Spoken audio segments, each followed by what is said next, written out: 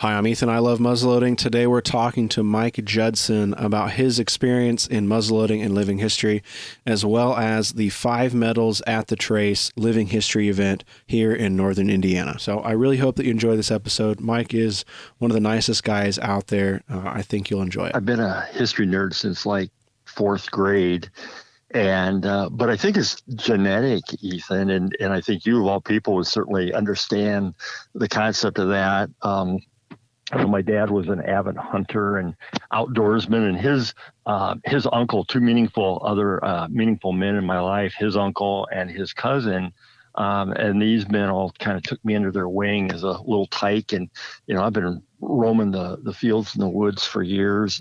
I got my first shotgun when I was 9 years old. Oh, awesome. And that was in 1965.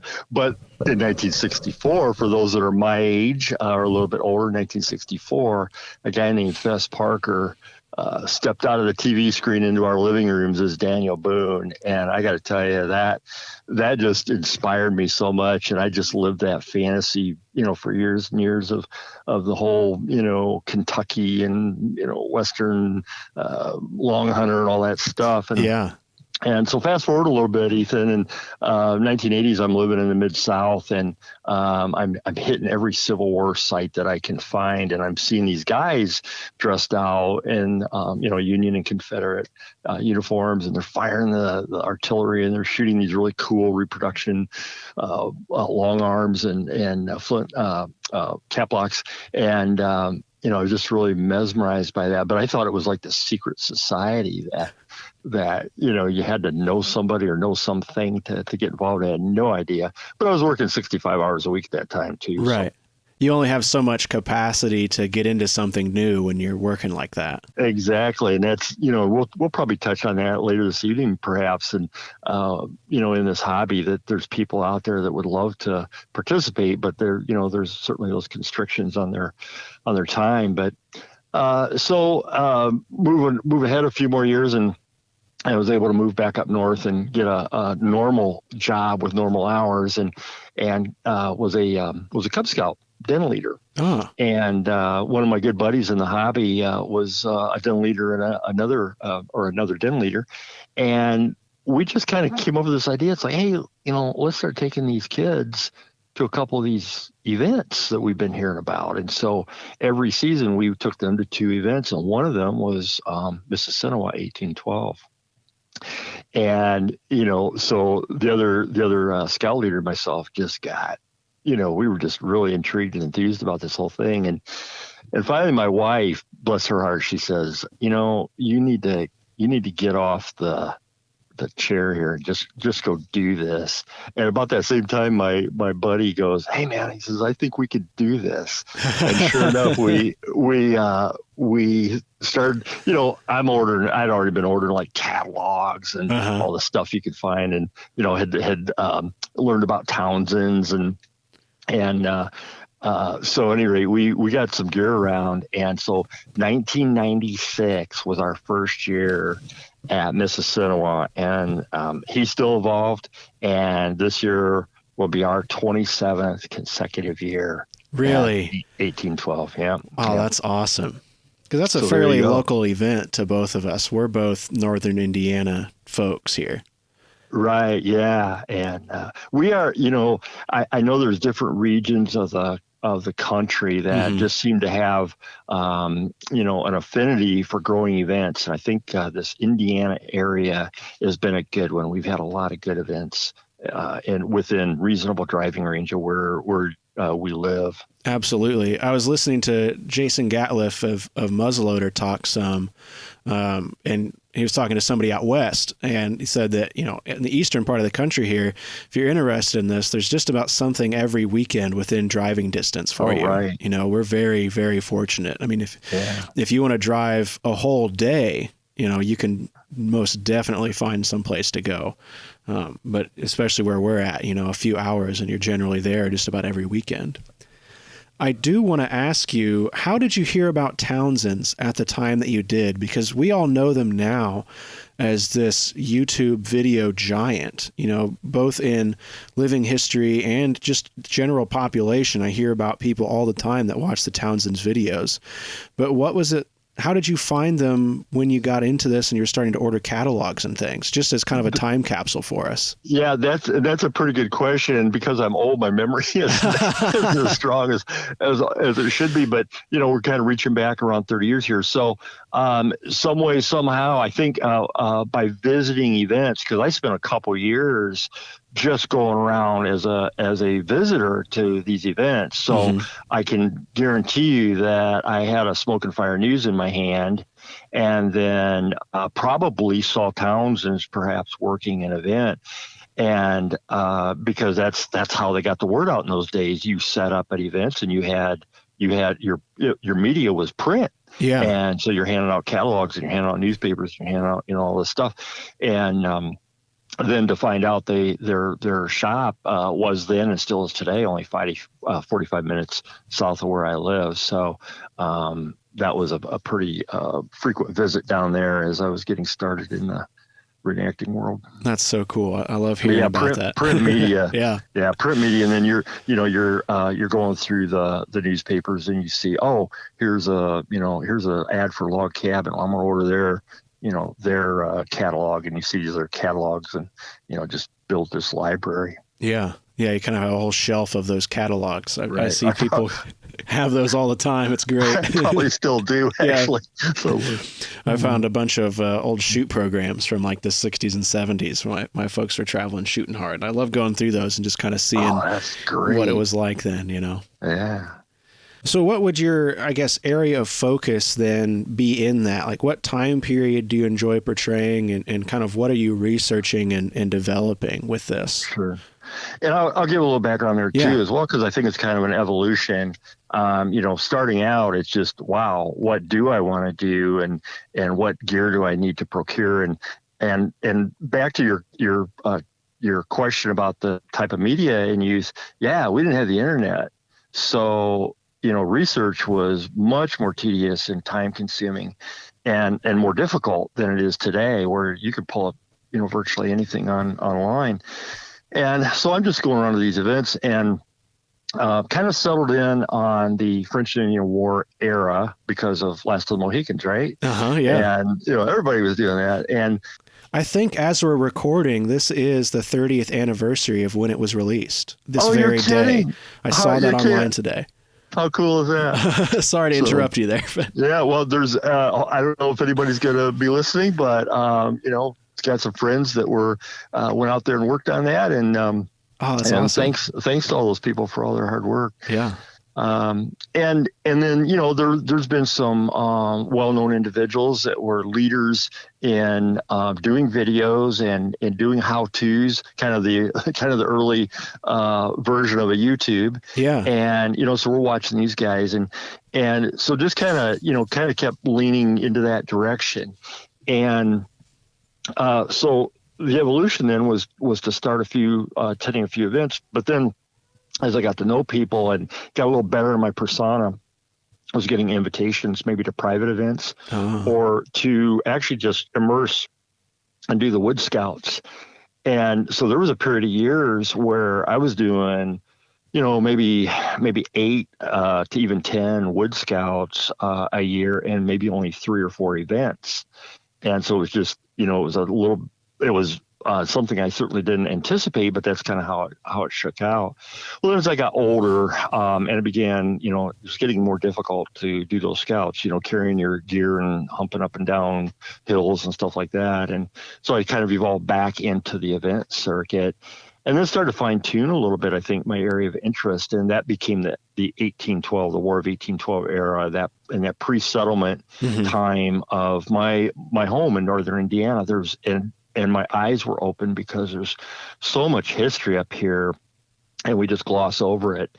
And yet there's really there is a deep past here that the research has been fascinating. So really dialed in more on the 1812, and then of course during the bicentennial, that was just an exciting time to be a historical reenactor, because there was all kinds of events, there were all kinds of commemorations, so we got to do some real meaningful work there, as part of the unit I was in, which was the 2nd Kentucky Volunteer Militia.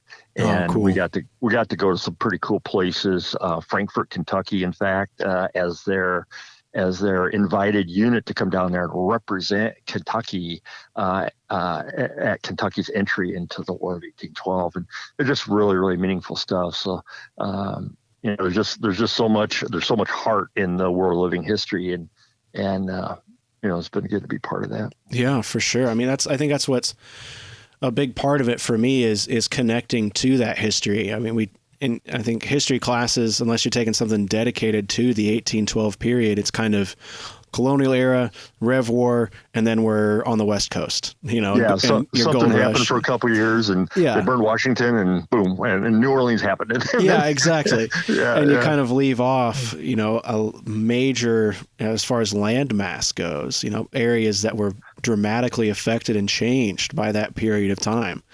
It's neat for me. I've been kind of rediscovering that as well and trying to understand more of my local history, because it was shortly after then that I actually had family in the area. So I've been trying to connect those dots and kind of line that up in my head as to, when these historic events that I've read about happened, and then when people that were related to me started to show up. And, exactly. You could argue that was, those are connected, because of the events of that war. And, as we continued west, it's kind of a neat personal experience. I guess I'm just rambling on about there, but that's something I love about muzzleloading and living history, is finding those connections and putting them together. Oh, I totally get it, because, for example, and it's helped me too, and to do the genealogical research in my family. It's excited me to do that because because I'm a nerd like that. I kind of focus in on, okay, what was, first thing, let's find their military service, and then that's an interest, and that just opens up, and you learn other things. And for example, the Plattsburgh was just in the news, and my grandfather, my direct ancestor, was at Plattsburgh. He was a major in the Vermont militia, and they were ordered out to Plattsburgh. So that's where he went. So, all of a sudden you kind of feel this connection. It's like, Plattsburgh's in the news. Well, guess what? I got DNA out there on that property. So. Right. That's something else. So how have the events that you've been going to and used to go to or hope to go to in the future, how have those changed over the years? Yeah, good question. And I don't know, as far as events, if you think about an event, just the mechanics of an event, I don't know that the events have really changed that much. I think it's more the people. Because, as I mentioned earlier, just our the availability of research and documentation, and I'm real big on looking at the period artwork of the day and looking at street scenes and tavern scenes, and I think just more that's been put in front of people. So I think the people are doing a better job of developing their personas and getting their outfitting closer to being correct. We're never going to be perfect. I don't know how that would even be possible, but just getting it to where we're comfortable in our own skins and feel good about what we're doing, and we have peer support for what we're doing, and always be willing to continue learning and improving. And so I think I've just sensed a little bit stronger participation at that level versus where we were 25 years ago. And certainly I'm with you. The photos I've seen of the country's bicentennial, hey, those guys were doing a great job for that day and for what they had. Yeah, and absolutely. And I think we're just doing a better job today. But events, some of the real long time running and popular events, I think the event itself is pretty static. They've dialed in on what they need to do, and they're about the same every year. It's just you get some new demonstrators in. Hey, you develop a new thing you want to do out on your battle reenactment. You improve, certain things, aspects of the event. But I think it revolves more around the people. Yeah. Have you seen? Do you think an increase in that interest in the documentation and that striving to be more historically accurate over time? I do, and it's a little bit of a moving target. I think the folks that are maybe my age, and and certainly your generation coming up, I think have seen the importance of documentation at a living history event, and so we try to share that message. And there's a way you share it, certainly, that's in a helpful and encouraging manner. Yeah. And also, I think there has to be grace. New people that can't afford to come out and just buy, everything all at once. And we need to just help them, loan them things. And, then I think that's a good way to for continuous improvement in what we do. And but like I said, it's a moving target. I mean, folks it's like herding cats. Folks are, all over the place. Yeah. But I think that's perhaps the ideal.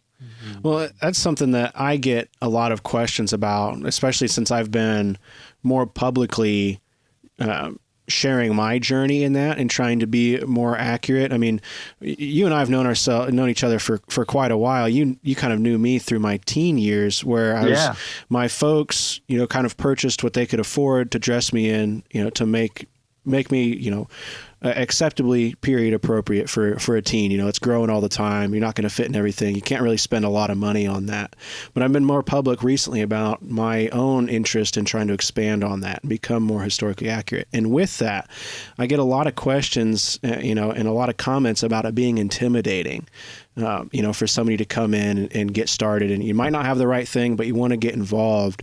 What would you have to say to somebody out there that's listening that wants to get involved and just has a little bit of gear started and wants to get out, but is feeling a little hesitation? Maybe they had a bad experience, or maybe they're not looking, or they're worried about negative feedback on their equipment and their clothing.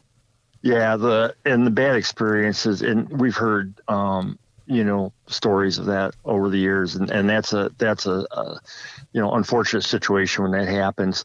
I think that I'm kind of thinking about a couple of the event guidelines that I've recently read, and they have some pretty stringent jurying regulations to them, and they can be intimidating. And I guess I would suggest that don't be intimidated. Make contact with those event coordinators, or make contact, and hopefully you already have, with somebody who's a regular attendee at that event, and just talk to them. And I've been kind of I've been on both sides of that, actually, but I'm kind of on the other end of that now, where I would be receiving those calls, and there's always ways to work things through and get you started, because that's key at this, in this environment we're in. We got to keep populating these events, and that's a key thing to do, is do everything you can to help somebody get going in a positive way. So my encouragement would be, don't hesitate to pick up that phone or send that email or text to somebody involved with the event, and just start talking to them and ask them their advice on how you can get going. And you know what? If their response is, I'm sorry, if you don't hit the markers on this jurying regulation, you can't come. If that's the response, maybe it's not the event for you. Yeah. And two, I mean, there is a difference between setting up and exhibiting or demonstrating or camping at an event, and just kind of going to see what the event is all about. Right. For years, I would just go to an event and just kind of walk around, and if I wanted to go in my period clothes, I would, and kind of just see what the culture was like of the event, talk to people and learn. And that's an opportunity too, to get some one-on-one advice too. If there's somebody there that, is willing to talk to you and they're not busy, at an event, because it can get kind of hectic. Yeah, absolutely. You can get some really good feedback that way too, before you kind of take that leap into wanting to be at the event and be a part of it too. Yeah. And I think you kind of touched on something too, Ethan, that, a participant, a general participant, a merchant, a demonstrator. It's kind of three groups that I think about in the event, on the event map. And it's sure a lot easier to ease into an event as a general participant, you've got a little more latitude, I think. Where, if you say, well, I want to, my first event ever, I'm going to be a demonstrator. That's a pretty big bite to take, because now you are out in front of the public, you are out in front of the other participants, and I think there's a higher standard there, perhaps, because you're so visible, and they're watching everything you do. So there's kind of levels maybe that new folks can consider as they move in, and have that, if you do want to be a demonstrator, maybe have that as your goal a couple years down the road or something like that. But I think you hit it. Yeah, just get in there and get your feet wet, and talk to the right people. To, I guess, talk about these terms a little bit more, just in case folks out there aren't familiar with them. Like, a demonstrator would be somebody educating or demonstrating a traditional craft or a portrayal of somebody during the period. How would you describe like a general participant that we're talking about being kind of your introductory level here? A general participant is actually something I like to do a lot, which is just, have a period camp, okay, period outfitted. You have hit the during standards, and you set up and you just enjoy that event, enjoy that camp and fellowship in that environment. Yet be ready to have discourse with the public if they stop at your camp and ask you, well, what are you doing, or why are you here, or hey, could you tell me about this item I see in your camp? But it's a much lower key participation level. And sometimes, we just got to go to camp and chill out. Right. That's the way to do that. Yeah. So, and sometimes, there's certainly camps out there and events out there that are not really intended for a lot of public. Mm-hmm. And that's their whole intent, is for folks to just set up, and maybe you're going to do, maybe share some skills. It might be material culture, or it might be culinary or something like that. And really the whole goal of the weekend is just hang out and be in that environment. Yeah. Kind of be in that learning space. It's kind of like right. A crash course or an intense learning opportunity out in the woods in the mud. Right. This podcast is brought to you by Thor Bullets. I've talked about Thor Bullets for over a year now, and I'd like to thank them again for their sponsorship. I have since, in this amount of time, went out and tested these bullets on my range. I have not gone hunting with them, but in my penetration testing and my accuracy testing with my CVA Accura LRV2, I have to say that the Thor hammer bullets sized to my bore for that Accura do a phenomenal job. I have sub 1 inch groups at 100 yards if I do what I'm doing right with the rifle. Really can't speak highly enough of these bullets. I think you should try them, not just because they're supporting the show, but because they are performing really well in the tests that I am doing. I also want to say real quick here that they have come out with their Thor muzzleloader practice bullets. These are a 50 caliber, 230 grain saboted lead bullet for you to get out. It's a little bit of a cheaper option for you to get out and shoot your muzzleloader, practice with your muzzleloader a little bit more, and in general, get more familiar with your muzzleloader without using the Thor patented, hunting premium bullets that we've been talking about here for a while. So that's something for you to check out, something for you to consider. There's a lot of muzzleloader bullets out there, but really can't thank Thor enough for their support of I Love Muzzleloading. And, talking with the guys over at Thor, the mission and the kind of people that they are, they're really the kind of people that I will continue to support through my lifetime and my muzzleloading career, apart from the sponsorship. They've done right by me, and it's been a lot of fun working with them. So check out Thor Bullets. Not really a structured ad read here, but I hope that you check out maybe some of the practice bullets they've got. And as you're planning for your fall 2022 hunts here, check out some of the Thor hammer bullets. This podcast is brought to you by Muzzleloader Magazine, the publication for traditional black powder shooters. Since 1974, Muzzleloader has been the leading magazine devoted to traditional black powder hunting and shooting. Each issue is jam-packed with articles on hunting, shooting, gunsmithing, do-it-yourself projects, living history, American history, book and product reviews, and much, much more. Muzzleloader Magazine is the best traditional muzzleloading magazine, bar none. I'd like to thank Jason at Muzzleloader Magazine for his continued support of I Love Muzzleloading and the I Love Muzzleloading podcast. I don't care what you're into. If you're interested in muzzleloading, this is the kind of magazine I think you need to check out. I've been a fan of Muzzleloader magazine even before the sponsorship. I've always been impressed with what Jason has been able to put out with Muzzleloader magazine, and it really means a lot for him to be supporting I Love Muzzleloading and our efforts over here. Thank you, Muzzleloader magazine, for your support. Well, I wanted to have you on, Mike, to talk a little bit about 5 medals at the Trace. That's coming up here, and probably by the time you're listening to this, just about a week or two for those folks listening at home or in your car there. Could you tell us a little bit about 5 medals at the Trace and some of your history with this event? Oh, sure. And I thought you'd never ask. So, yeah, it's coming up October 22nd and 23rd is the weekend portion of the event. The 21st will be our Student Education Day. And it's certainly gearing up to be a good event this year. 5 medals has been, for me, it's just been a labor of love. It started way back in 2007. Some days, I got to tell you, the labor part wears me down, but other days the love part lifts me up. So it's, yeah. I think you can maybe talk to anybody that's in a leadership role at these events and learn that indeed it's quite the roller coaster at times, because there's as we were talking before you started the podcast, we were talking about all those details and just how involved it is to be in that leadership role. But the event has progressed to the point where we're now an incorporated 501c3. We have a board of directors. We're privately funded and a completely independent entity.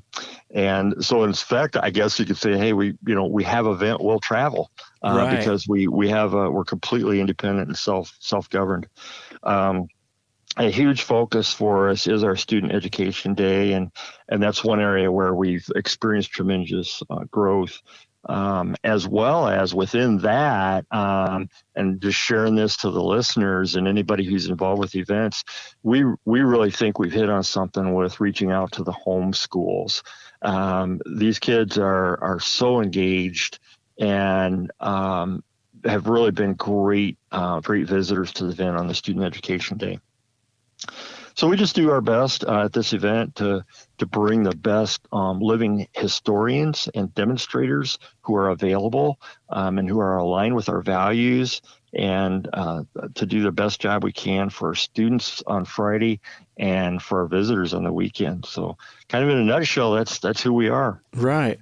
We talked a little bit earlier about the history of the area where we're at here. How does that play into the story that this event is telling through the weekend? Well, also good question. Great question, actually. Part of our mission at 5 Medals is to share the history and the culture of our area. And this north central Indiana, where we're at, really has a great history. And 5 Medals actually was his name was, his Potawatomi name was Wanangasea. And that translates out to 5 coin or 5 medals. And he was a very prominent Potawatomi chief right in this area. And he was a Confederate of Little Turtle out of Kikianga, basically Fort Wayne. Right. He was at the signing of the Treaty of Greenville, which that had popped into my mind earlier in our conversation, that talking about our area history, that treaty, or that event, more than the treaty, I think was so important to the European American part of our history because of all the people that were there with Wayne. You had Harrison, you had Lewis and Clark. Yeah. These guys, William Wells. all these guys are there in one spot. But before they came the titans of history that they are today. Indeed, they were subalterns, and yeah. And out here on the frontier, so learning their craft, actually, I suppose. Yeah. But you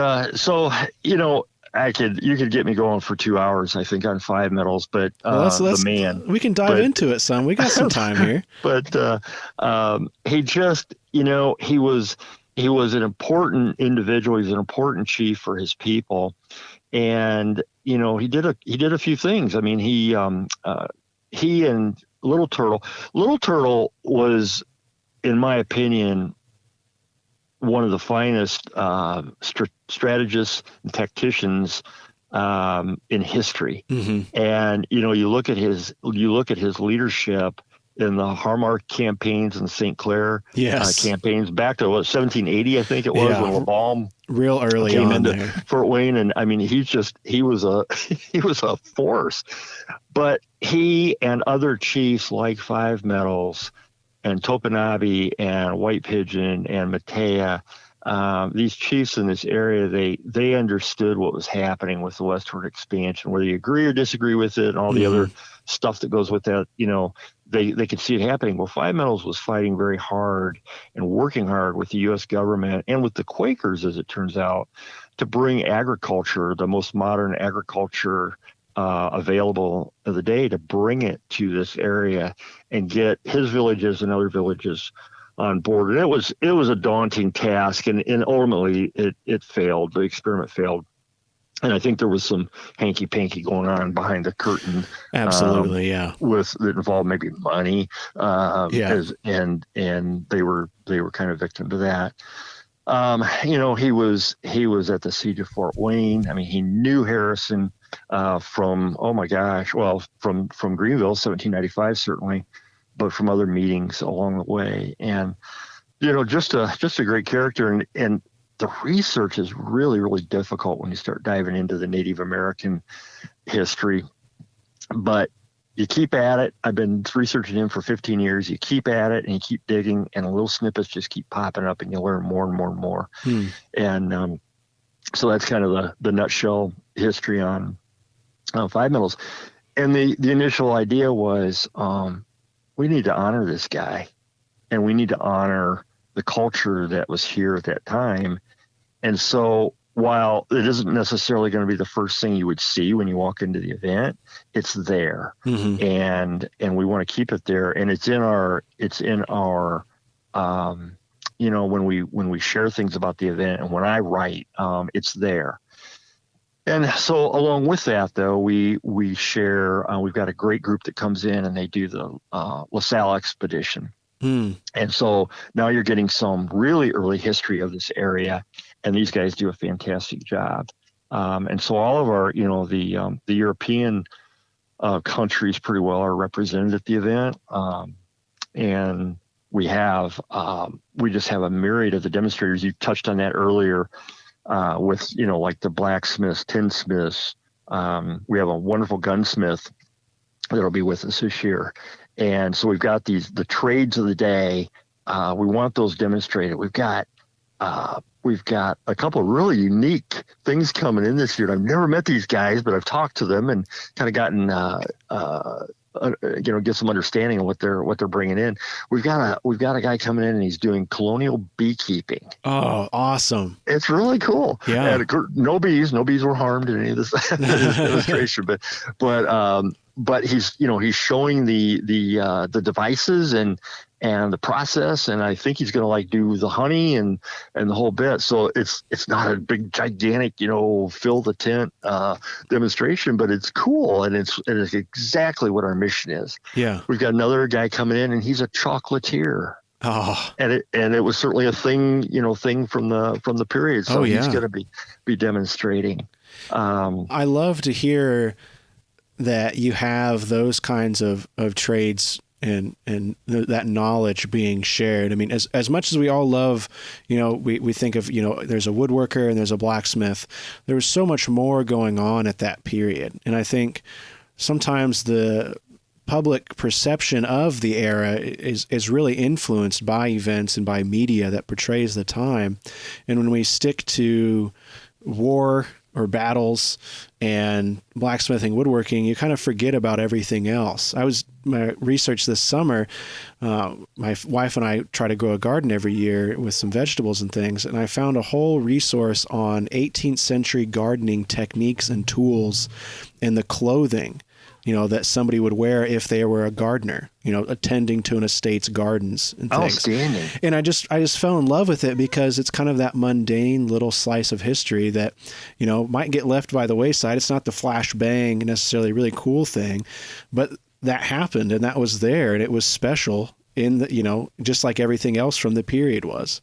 Yeah, that stuff, and there's it's a hidden gem when you run into these things, and I think it is important to share that with the public because, um, they see the normal things that you would see in an event, and they don't realize that these folks had to manage their lives the same way we do today, Mm-hmm. and it takes everything in order to do that. The other aspect too that is I think been very important on the living history circuit, and we will have those folks with us at Five Metals, which is Maggie Delaney, and I'm not sure if her companion will be Old Badger or Higgins, maybe both, and then Parson John will be there Sunday morning for our divine service, and but it's this whole idea and this exposure of the low end of society, Mm-hmm. and all of these jobs that had to get done, and perhaps more in the urban environment, the settlements, than out on the frontier, but still these jobs that had to get done, and the jobs that were being done by people just for daily survival. And so when public sees this stuff and when school kids see this stuff, it just opens up a whole new world for them that they don't have a clue about. And so that's, again, for Five Metals, that's kind of the original concept of this event. And the organization is just the preservation of history through education and demonstration. I love that. You're getting me excited for the events to start up here. Absolutely, yeah. I mentioned the LaSalle expedition. We've got some colonial, we got a colonial regiment coming in. We'll have an 1812 regiment there. So we've got the military aspect too, which is always very exciting. And, oh, good. And if anybody is in this area and has gone to events, they know who Dolly is. And so Dolly will be there doing her, she's the artillery piece. And so there'll be artillery demos. And so it's a pretty full-fledged a day for anybody who would come out. So will there be, I guess, two of the other questions I get a lot about events. Will there be any vendors or shopping opportunities with kind of Christmas coming up? And what about like food at the event? Do you have a variety of food vendors, or is it a smaller setup? We do. Actually, the property owners that we lease the property from for the event is the Stones Trace Historical Society. And they do a fantastic job setting up a food concession. So, here we are late October, and they're going to have like chili and chicken and noodles and hot chocolate, all that kind of stuff. Mm-hmm. And, good, robust outdoor, filling food. So they'll do a great job. And absolutely, we encourage everyone to bring lots of money because we will have merchants there. We have a wonderful artist. We'll have the soap sellers. We'll have we've got and this is another exciting thing as we talk about folks joining the hobby. We've got a wonderful family that this is their second year on the event circuit, and she is an amazing basket weaver. Her stuff is absolutely gorgeous, and we are excited to have her there. So I'm thinking I'm probably going to be walking out with a new basket this year. And there'll be clothiers there. There'll be leather workers there. There'll be blacksmiths, all this stuff, And these guys, the thing that's interesting, and I don't think maybe public realize this, like a blacksmith, you may think that all you could buy is what you see on his table or what he's hammering out. If you got something interesting that you wanted out of iron, talk to them. Yeah. They may not have it done that weekend, but they'll make it for you and they'll get it to you. And so don't ever be afraid to ask one of these merchants who are the craftspeople themselves making this stuff. Don't ever hesitate to ask them if they'd make something for you. Do you think it would be fair to say that Five Metals and events like Five Metals out there are a good place to go and purchase items for somebody getting their kit started and getting their clothing and things around? Like if somebody saved up, all their nickels, from their summer job or something like I do, right. Could they come out to Five Metals and find some of those items that they've been looking for to get started and to get dressed up, and would they be historically accurate? Would they be getting off on the right right foot. Yeah, I think so. And we've kind of ebbed and flowed over the years. There's been some years where we've had more merchants there with more clothing options, that type of thing. And I want to be honest with our listeners this year. We're kind of on the downside of that a little bit. We didn't get too many clothing merchants in, but normally the answer would be absolutely. But again, we will have other accoutrements there. We've got Long Hunter Leather will be there, and if you're looking for nice bags, horns, that kind of stuff, that will all be out there. And then just camp items will be out there as well. Yeah, I guess I kind of got hyper focused in there on the clothing because that's what I've been thinking about. But there's a lot more that goes with that stuff. But you can have a conversation about it because, I've been remiss. I should have been mentioning this as well. Townsend's Booksellers will be there with us. And as far as I know, this is the rollout for Michael Dragoo's cookbook. Oh, wonderful. And for the listeners, Michael Dragoo is a culinary expert. And he's got in fact, I asked him this week so I could quote this properly. He's got over 9 million views on the Townsend's YouTube channel. Wow. So he's going to be out there demonstrating, as is another fine culinary expert, Laura Supinger from Ohio.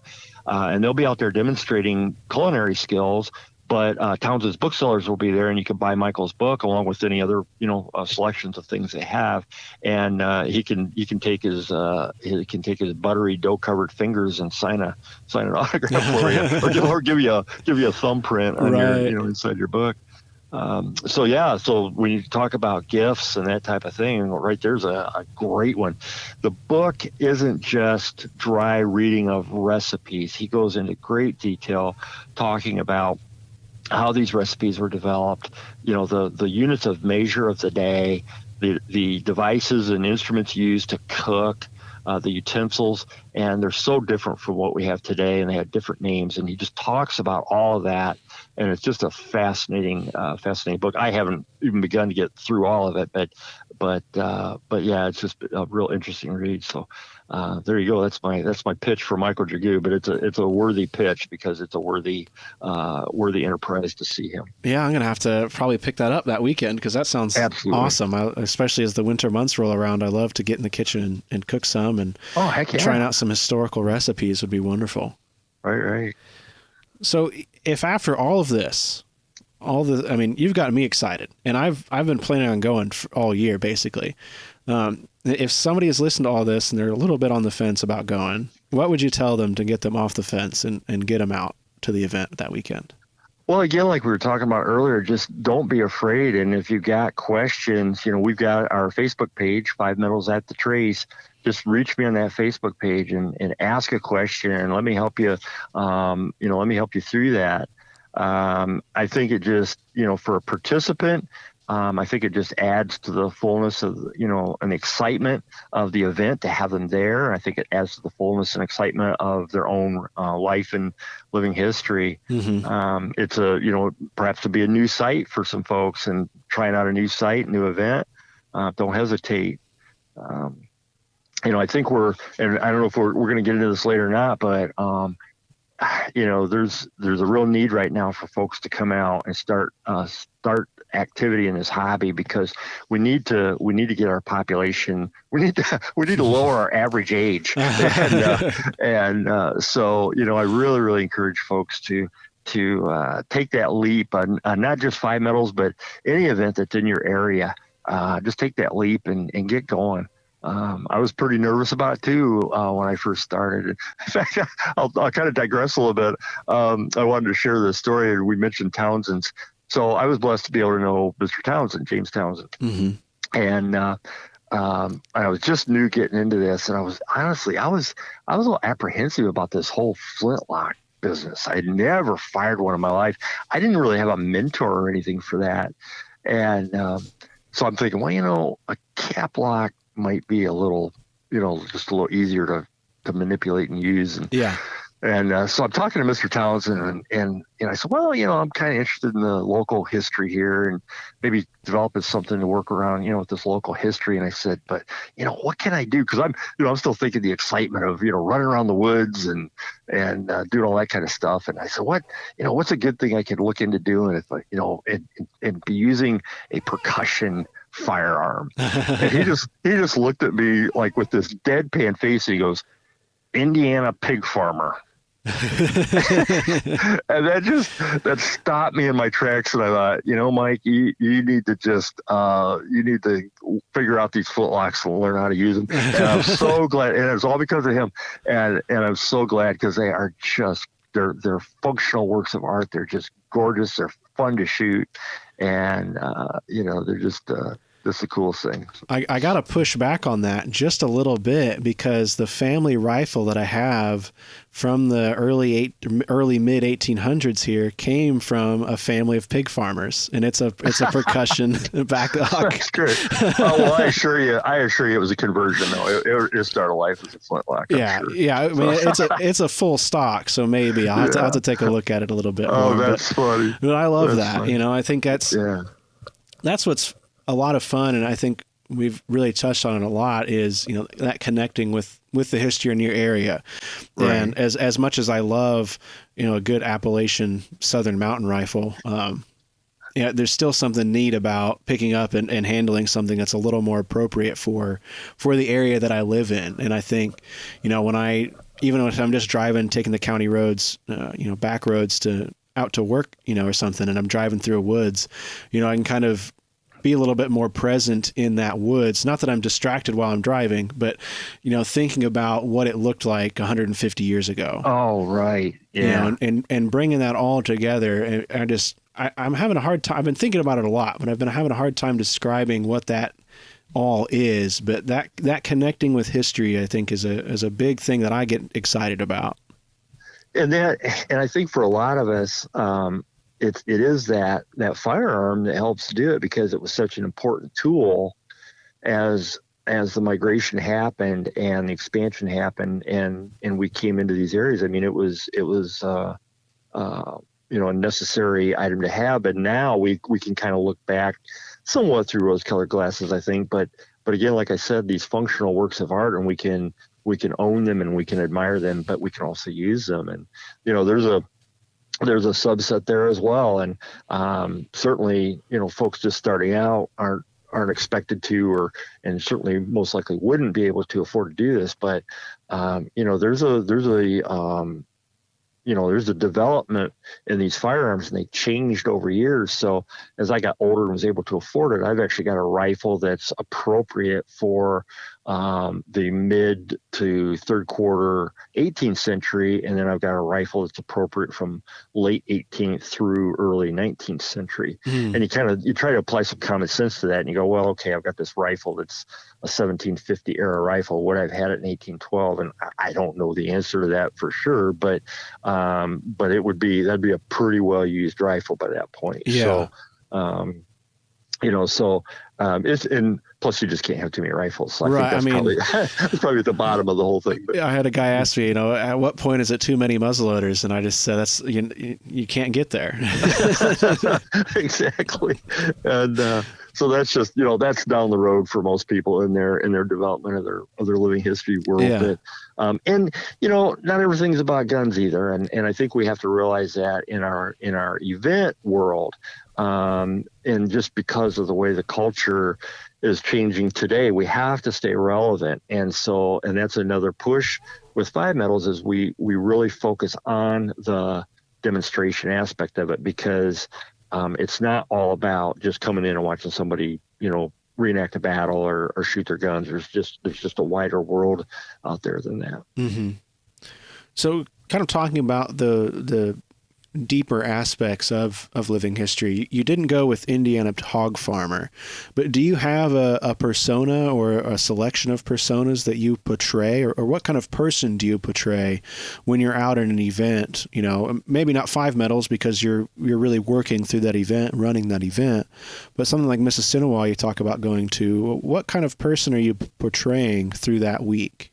Yeah, and I'll back up a little bit from our earlier part of the conversation, kind of starting out in the French and Indian era. And as I got more into doing the Wood Scouts, the smaller, just private camps, one of the things that led me to that, again, it was everybody's love of the Last of the Mohicans. But I found that gear, the clothing of that era, just lended itself better to being out in the woods.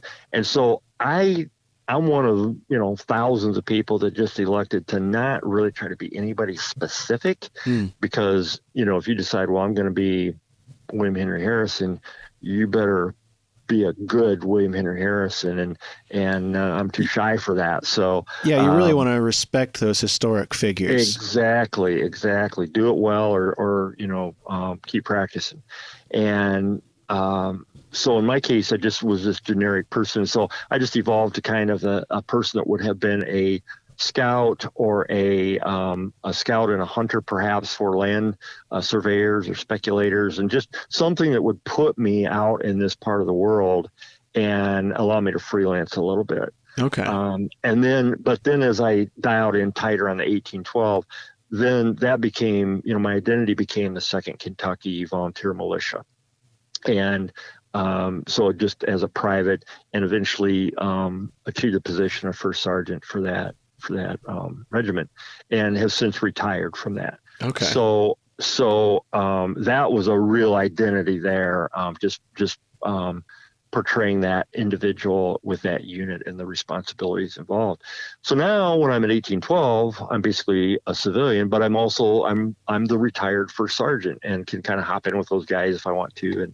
And but I'm strictly civilian. Okay, cool.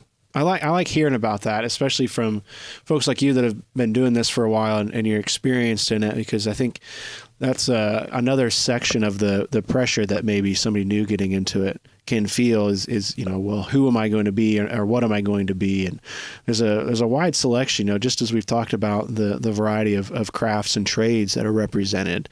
I mean, you can go out and find a weird niche. I think that one of the things I see online, especially on the East Coast, is like a wharf rat, where people will portray as somebody who works on a wharf or at a dock somewhere. I just love those little kind of slices of 18th and 19th century life that we can recreate to the best of our ability. Yes, and you can, like the things that Frank and Carol Jarbo work on. Yes. The low caste of society. I mean, heck, by 1809, 1810, Cincinnati is a developing town. You could be out in this neck of the woods and be in one of those trades, if you will, because we are seeing development. Louisville, Lexington, Cincinnati. We're seeing the development of those areas, and so anytime you start an urban area developing, you're going to have the people that thrive there doing some of these jobs. I couldn't agree more. Yeah. So I guess the last formal question I have for you, and we can go on further if you'd like, but what do you think the future of muzzleloading and living history looks like? As we start we've kind of talked about where it's been, especially for you and the area that you're in, but what do the next, 10, 15, 20 years look like, and where do you see them going?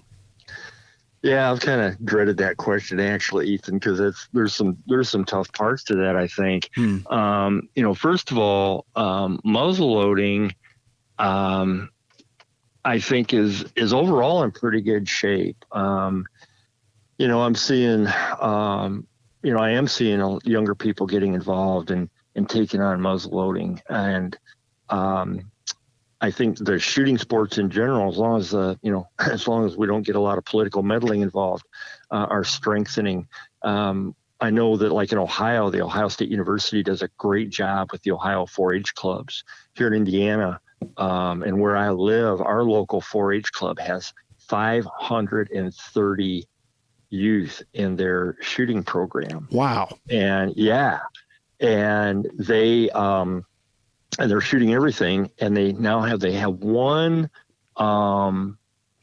one certified range officer for muzzleloading. And I just talked to a gentleman a couple nights ago that has volunteered to train as they have a requirement for 2, and he's volunteered to train as their second range officer for muzzleloading. So 5 Metals Living History Incorporated has pledged that we would make a donation towards powder or accessories and towards a rifle for that when they get going in the black powder in the muzzleloading. So I'm encouraged by that. I think there's a future there. Maybe one of the downsides is the established shooting clubs that many of us are familiar with. And again, I can't speak to the East or the West necessarily, just kind of what, where I'm at in the Midwest and Mid-South. But we're aging out in these shooting clubs too. And I know that the one I'm in, I know we're just struggling to get newer members. We have some younger people in it, and that's encouraging. And they know that their day's coming. They got to step into the leadership roles. But we're not seeing, nobody's knocking on our door to come rushing in to join the club. So that's a concern. But overall, I think we're healthy in that regard. The events that I think and I keep kind of hitting the same theme, we're definitely aging out there in the event circuit, and quite a bit in the leadership area as well. And, I'm right there. I'm thinking about that. I don't think I know that the 5 Metals or events like 5 Metals are crucial to the continued growth of the living history world. And we need a succession plan for the older leaders that are going to, step down at some point. And we're just not seeing a good, strong influx of younger people stepping up to do that. And this isn't meant as a criticism or, trying to coerce anybody into doing that. It's just a reality that we're faced with right now. This year's been kind of a rough year. I think you felt it as well. The culture wars out there and the political upheaval and the divisiveness has found its way into the living history community and into the event arena. And, and it's a battle. And so I don't know that those situations will kill events, but I think they're going to cause events to have to pivot a little bit and reevaluate how we operate and just stay relevant to the folks that we want to get through the gates, both as visitors and as participants. And I don't know what those answers are. We just have to be nimble and have good committees that can meet and discuss. We have to be able to have dialogue with these outside interests that are inserting themselves into our event life. And but that said, it's important to keep these events strong because I was thinking about this earlier today. I can name like 15 events that have folded in the past few years for whatever reason, but they're no longer with us as an event. And I can only name like 5. And again, this is Midwest, Mid-South. I can only name like 5 that are new events that are still surviving. And these are, around the existing events that are still active. Well, that's not a good ratio. And so we need to reverse that in the events that are existing now. We need to, stay involved and help those events remain strong. We just need to, like we talked about earlier, be encouraging to people that have interest and to new people. We need to encourage each other. We need to attend. I know merchants, they love to know what the numbers are going to be and they're trying to make a living. But I encourage merchants to really evaluate hard about going to various events and do everything you can to be there and encourage and support those events, because you got to have merchants, you got to have public, and you got to have participants to be there. And if you're missing one of those, the event's not going to survive. But overall, I know this sounds a little bit on the negative side, some of this response. I think it's more just it's a reality. Yeah. But I am positive because I am encouraged. There's just so many great people that are in this hobby, and so many great people that are willing to help and willing to encourage and bring in new people that, we got a future. I like to ask that question, and I would say the majority of the people that I've had on the show have a very similar response, which I think is really good, because there's a recognition of where we're at, and I think it's a realistic recognition.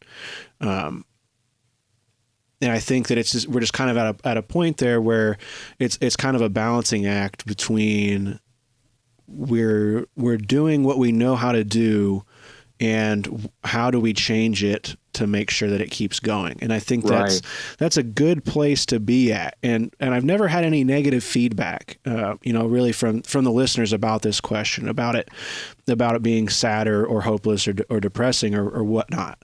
Because I think just about everywhere that people are at, they're kind of feeling the same thing. And I hope that in having this question and hearing how different people respond to it, because there are nuances in every answer, I hope that collectively, if all of our brains are kind of working on it a little bit here and there, even with the release of the episode, that we can kind of start pondering that and start turning the wheels on how we can take some action to that. And I think what you've talked to me about 5 metals and the structure that you've built around it, like you said, that contingency plan, I think that's something that's really important.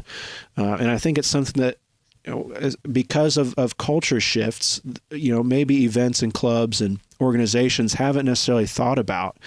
Because as a young person now, I just had my first child here this year.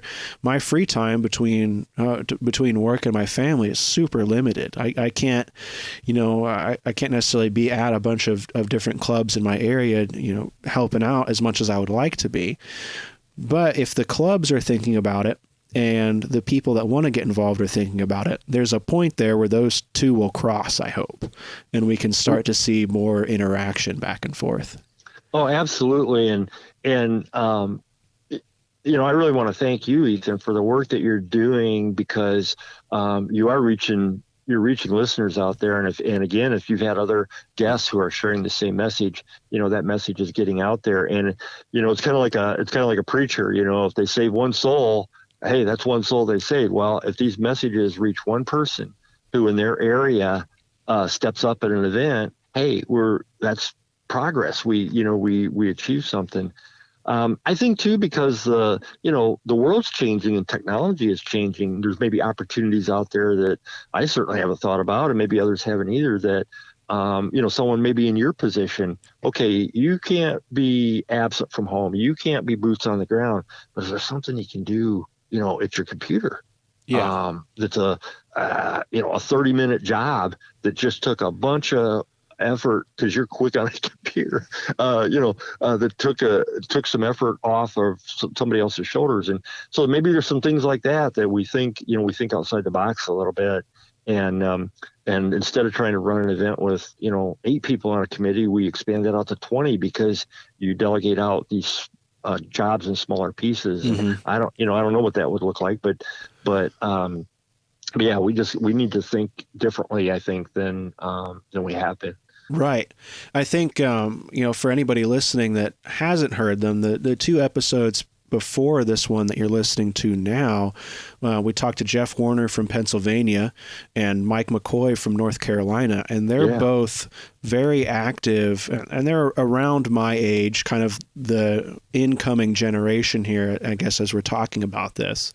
But they've found a way to be active in both their local club and their state muzzleloading organizations. Nice. In that kind of capacity, which I think is really inspiring, where they're coming in with some new ideas and working with the structure that built that culture in that area to see that continue. So I encourage, if you're out there and you're like me, you're kind of young and you want to get involved with some of these clubs, listen to those and maybe get a little bit of an idea on how to get involved here and help out if you can at the point that you are in your life. Because I think that's the kind of thing that we need, and that's the kind of thing that, as kind of not that it sounds silly, but it's something that I think about in like, my 5-year plan, my 10-year plan, just as a person. It's family, homestead, kind of the self-reliance stuff that everybody talks about, but then, getting more active in person with my local community, be that the local, just like the town that I'm in, because I think that's important.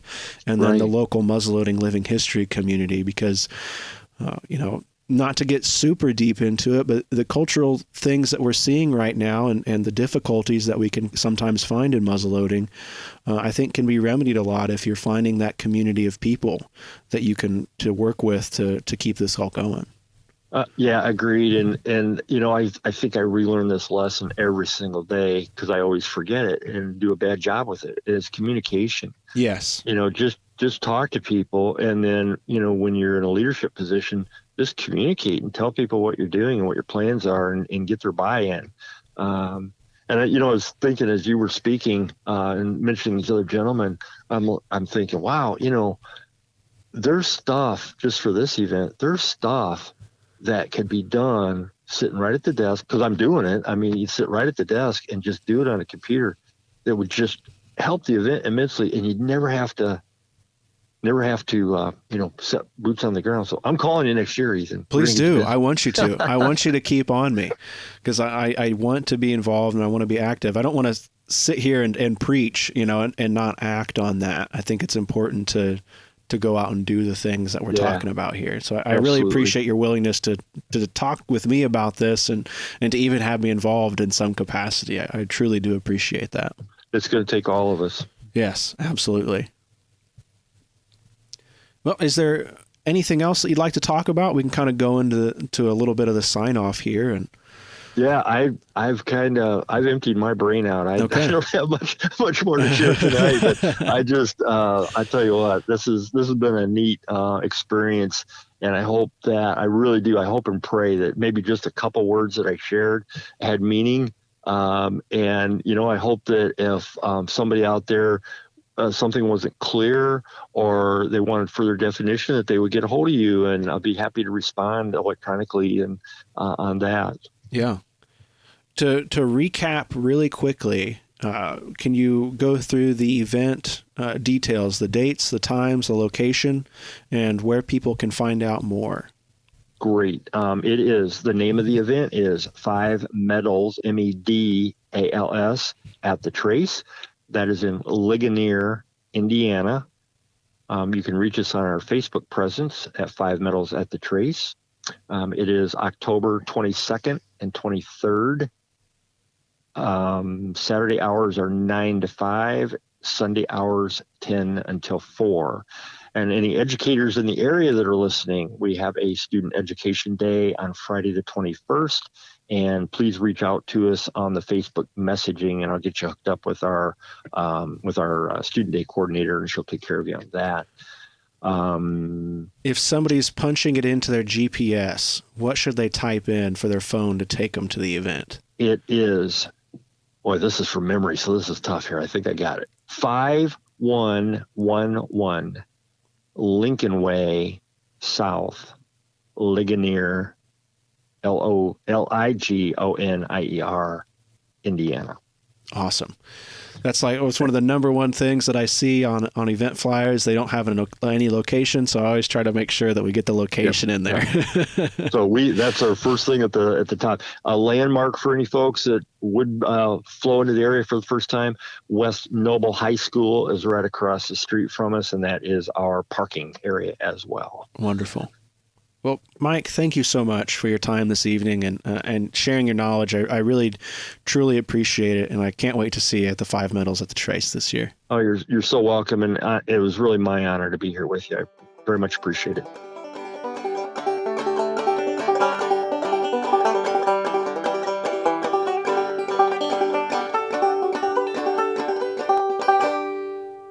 I'd like to thank Mike Judson again for coming onto the show and talking to me about his history in muzzleloading and living history and how that extends into the 5 Medals at the Trace event. I think Mike really offers a wonderful timeline for living history and interest in this hobby and in muzzleloading as a sport. He's kind of gone through it all now and is doing his part to continue the history that he cares so much about and the history that we all care so much about. I hope that when I am Mike's age here in just a couple years, I will also be helping out and really being active in making sure this all keeps going and continues. I think that's something that we can aspire to in one capacity or another. Like I said in the episode, life gets busy for many of us, but I hope that this kind of gets your gears turning and thinking about how we can get more people involved, how we can be more active and more supportive of the community as a whole. I think that's the only way we see it continue. The internet is great. I appreciate everybody who listens and watches the videos and things, but at the end of the day, what really keeps all this going is you getting out and using this stuff, testing the gear, trying it out, and living some of this history and using your muzzleloaders as much as you can. I'm not saying that to sell bullets or powder or muzzleloaders. I'm saying that to get out there and connect with the culture, connect with American culture, and pass it down to the next generations. Get active in your community, your local community, and your local muzzleloading community to see this all through. That's the mission. I'm going to keep driving that here. I've finally got words for it, so that's what we're going to keep harping on. That's the kind of thing that I think we're going to continue to see being needed for this great sport to keep it going. If you're at 5 Metals at the Trace, looking at being there on Saturday with the family. So if you see me, stop me. Tell me what you love about muzzleloading. I'd love to hear it. Part of the fun of doing all of this is getting to meet with you and chat with you at these events. So please, if you're there and you see me, don't hesitate to stop and say hi. I do appreciate the conversation, especially when we're out and about like that. As we head into fall here, there'll be a little bit more hunting content, especially as the seasons start racking up. Got some buddies that have already taken some games, so I'm excited to talk with them a little bit. But we're also going to continue some of our historical research and documentation conversations here to try to cover the wide berth of muzzleloading through the year here. If this is your first episode, check out the back catalog at ilovemuzzleloading.com/podcast. We'll also have a video version of the podcast, as well as a bunch of other muzzleloading related videos at ilovemuzzleloading.com/video. I know it's been a concern here lately. Mike Velevue has been talking about his concerns with YouTube and kind of building a secondary platform. I want to say that the I Love Muzzleloading video and podcast catalog, if you can call it that, is backed up on 2 different platforms. It's backed up on Odyssey and it's backed up on Utreon.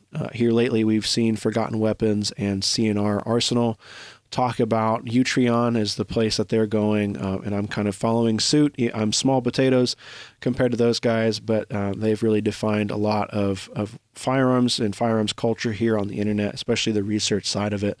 So I'm going to be following suit there. So that's something to check out if you're concerned about YouTube and some of the disagreements that it has on occasion with muzzleloading.